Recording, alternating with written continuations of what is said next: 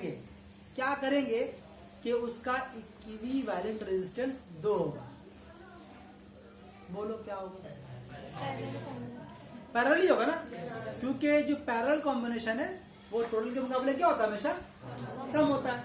तो देख लेते हैं कि इसको बिठा दें।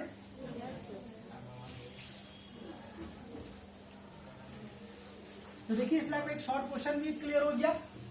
और अगर आपको दिखा भी दे करके, मान लो एक 4 ओम है और एक 4 ओम, 2 रेजिस्टेंस है, तो इक्विवेलेंट रेजिस्टेंस कितना होगा? 1/R 1/4 plus 1/4। देखो आपको बोला नहीं कि पैरेलल कॉम्बिनेशन, वो आपको समझना होगा। आपको बोला 2 रेजिस्टेंस 4 ओम 4 ओम, ठीक है। कैसे कनेक्ट करें कि इक्विवेलेंट रेजिस्टेंस 2 ओम हो जाए? तो कम किसमें होगा? पैरेलल में होता है ना, तो इसलिए पैरेलल फॉर्मूला लगा दिया। देखते हैं 2 ओम आता है कि नहीं। 1/R LCM 4, 1 + 1 1/R 2/4 1/R 1/2 cross multiply R = 2। देखो आया 2, मतलब बनाया तो ठीक ही लगाएगा, हाथ बढ़ता नहीं है ना, ये नहीं होता, ठीक है ना, समझ गए मेरी बात। अब यहाँ पर एक क्वेश्चन ऐसा जो आपको, बाकी तो सिंपल दिया हुआ है, 3 तो रेजिस्टेंस दिया हुआ है, बोला बताओ पैरेलल में कनेक्शन में कितना होगा, वो आप कर लीजिएगा आसान को। जो एक इंपॉर्टेंट क्वेश्चन जो आजकल दे रहा है, बहुत अच्छा क्वेश्चन, वो हम बताते हैं।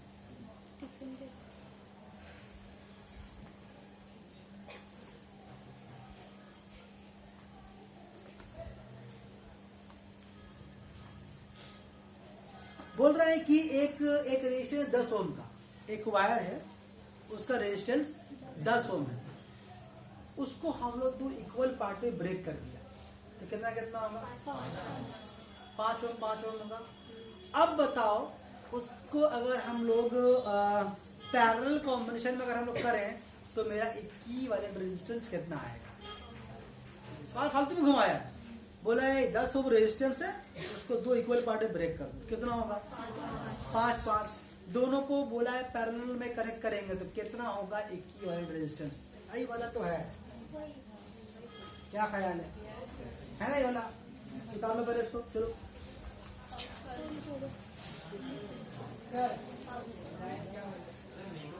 बोलो बोलो। इससे पहले हम लोग एक चीज पढ़े थे, आज का क्या नाम था उसका? एक का नाम था एमीटर, एक का नाम था वोल्ट मीटर। क्या था किसी को याद है इसके बारे में? एमीटर क्या चीज था?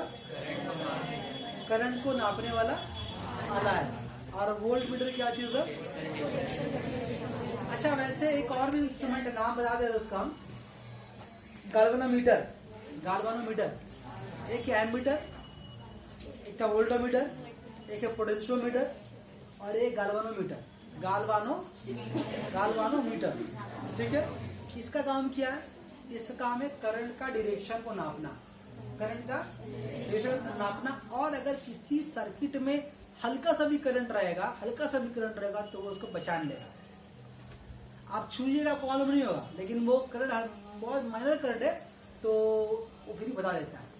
ज्यादातर कौन इस्तेमाल करता है? जो मोबाइल बनाता है, एक तो सुइयां है तो सुइयां रखेगा तो उसमें हिलता है तो मालूम होता है करंट जा रहा है या नहीं जा रहा, तो बोलता हो अब करंट यहाँ से नहीं आ रहा, पहले पार्ट खराब है, चेंज करना होगा, और जैसे बोलता हुआ मान लेते हैं हम लोग।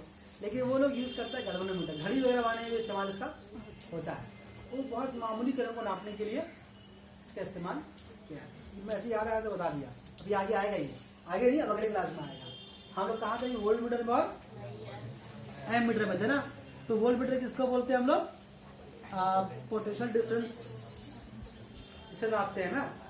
तो थोड़ा सा उसके बारे में 2-3 क्वेश्चन बोल रहे हैं। एम मीटर एक पॉइंट के बारे में जानते हैं कि आप, कि इससे हम लोग करंट को मेजर करते हैं, करंट को मेजर करते हैं। सवाल एग्जाम में आता है कि इसको सर्किट में कैसे कनेक्ट करते हैं। जैसे फ्यूज को कैसे कनेक्ट किया था हम लोग? सीरीज में, ठीक है ना। हम लोग घरों में पंखा और लाइट कैसे कनेक्ट किया हुआ है? पैरेलल में कनेक्ट किया हुआ ना। वैसे ये जो एम मीटर है, इसको अगर हमको नापना हो तो सीरीज में कहाँ कनेक्ट करेंगे, कैसे कनेक्ट करेंगे? सीरीज में या पैरेलल में। तो इसको आपको एमीटर को कनेक्ट किया था आपने इसमें सीरीज में, याद रहेगा। सीरीज कौन पूछता है एग्जाम में, इन तीनों इस सब पे क्वेश्चन, तभी आपको समझ में आ गया सीरीज किसको बोलते हैं, पैरेलल किसको बोलते हैं, इसीलिए समझा रहे हैं, ठीक है। उस टाइम शुरू में नहीं बोले थे, कब जब पढ़ा रहे थे वोल्ट मीटर, उस टाइम नहीं बोले सीरीज में कनेक्ट करता है, बोले क्या बोल रही समझ में नहीं आ रहा, तो फिर इतना बात बोलना पड़ता है आपको, तो नहीं बोला, बोल दिया है। तो एमीटर का सीरीज एमीटर जो है उसको सीरीज में कनेक्ट करते हैं। फिर एग्जाम में उससे आपसे पूछता है कि आमतौर पर एमीटर का रेजिस्टेंस कैसा होता है, और एमीटर को जो बनाया जाता है उसका रेजिस्टेंस कैसा होता है। तो आमतौर पर जो एमीटर जो बनाया जाता है करंट को मेजरमेंट करने के लिए, उसका रेजिस्टेंस बहुत कम होता है, ताकि वो करंट को पूरा ठीक से नाप सके। अगर रेजिस्टेंस ज्यादा हो जाएगा तो कितना करंट फ्लो हो रहा हो तो समझ ही उसको नहीं आएगा। तो एक्चुअली मेरे सेकंड में कितना करंट आ रहा है उसको नापने के लिए हम इस्तेमाल करते हैं एमीटर। मान लो इस घर में जो बाहर से करंट आ रहा है, तो जो बाहर जो करंट जो अंदर आ रहा है वहीं पर लगा देगा एमीटर, तो वहां से मालूम करेंगे मेरा कितना करंट आ रहा है। अब मान लो मेरे एमीटर में जो तार में जो करंट आएगा तो उसका रेजिस्टेंस बहुत ज्यादा है, तो करंट तो अच्छे से आएगा नहीं एमीटर के अंदर, तो एमीटर को मालूम नहीं हो पाएगा करंट कितना आया नहीं आया, ठीक है। इसीलिए क्या कहता है एमीटर को जो लोग इस्तेमाल करते हैं हम लोग, तो एमीटर का रेजिस्टेंस आमतौर पर बहुत कम होता है। तो क्या बोलेंगे इसका एमीटर का रेजिस्टेंस लो रेजिस्टेंस होता है, लो रेजिस्टेंस। और for ideal ammeter, for ideal ammeter, ammeter क्या होता है कि जीरो रेजिस्टेंस।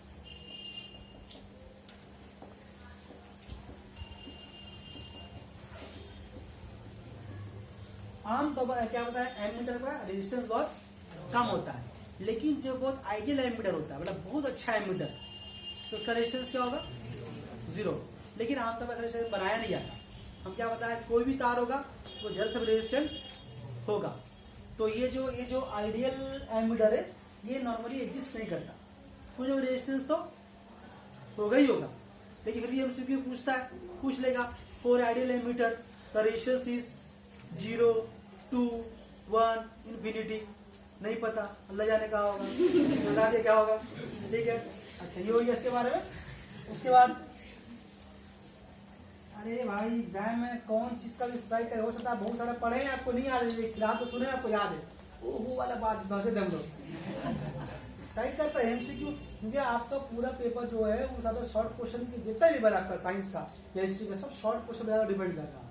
शॉर्ट ही क्वेश्चन का 50 मार्क्स से ऊपर का, और शॉर्ट वही कर सकता है जो रेगुलर क्लास किया है, क्योंकि बुक जो पढ़ेगा, बुक पढ़ के आपको तो मालूम ही नहीं, बुक में तो सभी है ही नहीं, किसी के कुछ और है, किसी के कुछ और, जो पढ़ा रहे हैं बुक में दिखा दीजिए उनको, नहीं है, बहुत सारी दावा में नहीं है, लेकिन एग्जाम्स में लेकिन आता है।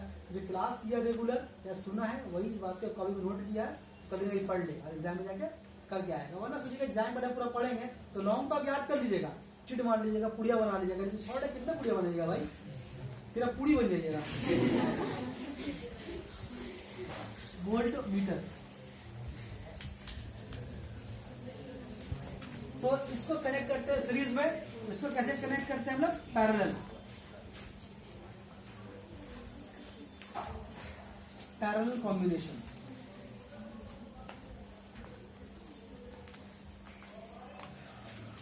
अरे भाई तू उसको सवाल के तो सवाल बताया नहीं, 1/4 और 1/4 था ना, हो गया, अभी याद आया, लाल पेन से लिखकर याद आया, पैरेलल कॉम्बिनेशन, ठीक है। अब इसका रेशियो लो होता है ना, तो इसके लिए क्या रेशियो होना चाहिए, high.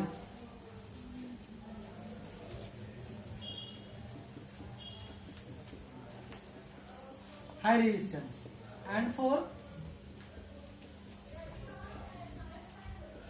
Ideal volt meter,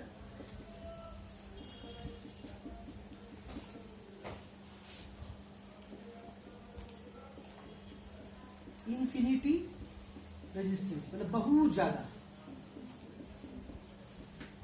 infinity मतलब इतनी सी भी करंट को पास होने पूरा करोगे, तो ये भी लाइफ में एग्जिस्ट नहीं करता। लेकिन अगर पूछ लेगा आपसे कि for ideal volt meter resistance कितना होना चाहिए, तो फिर आपको याद रखना चाहिए सारा बात। कभी कभी एम मीटर में वोल्ट मीटर डिफरेंस भी आ जाता है, तो डिफरेंस भी बन जाएगा यहाँ से, बाकी हम लोग खराब नसीब, आज इतने ही रहने देते हैं। बाकी करंट के टॉपिक खत्म, अगले दिन में पढ़ेंगे। क्या पढ़ेंगे सुन लो पहले, अगले एपिसोड में क्या होगा। हम लोग पहले करंट शुरू किया, जूल से क्या देखते हैं, ओम्स लॉ वगैरह देखा, जूल से फिर जूल्स देखा, जूल्स में क्या, जूल्स जो देखा उसमें क्या देखा हम लोग कि अगर किसी कंडक्टर में करंट फ्लो करेगा तो हीट प्रोड्यूस करता है। ठीक है, इस बात पर ध्यान देने किसका गया, ध्यान किसका गया, जूल्स का था। फिर ठीक इसी तरीके से अगर किसी कंडक्टर में करंट फ्लो करेगा, जब करंट फ्लो करेगा तो उसके आसपास एक मैग्नेटिक फील्ड पैदा होता है। ये चुंबकीय फील्ड होता है ना, जब तार में करंट फ्लो करेगा तो एक मैग्नेटिक फील्ड, जो बताया इसके बारे में बताया था आपको उस दिन, अगर उसको हम एक तार के पास लेके आएंगे जिसमें से करंट फ्लो कर रहा है तो सुई हिलने लगेगा। दूर में ही रखेंगे सुई जो है, इसका मतलब इस तार से करंट फ्लो कर रहा है तो इसके आसपास एक मैग्नेटिक फील्ड क्रिएट होता है। अब इसके ऊपर सबसे पहले ध्यान किससे गया, एक साइंटिस्ट था हेनरी ऑस्टेड, सबसे पहले ध्यान उसका गया। अभी कहाँ चला गया, कहीं और, ये चला गया करंट से मैग्नेटिक इफेक्ट पैदा किया जा सकता है, अभी वहां पहुंच गया। और इसके बारे में बोलेंगे नहीं हम लोग, कदम कर दीजिए उसको।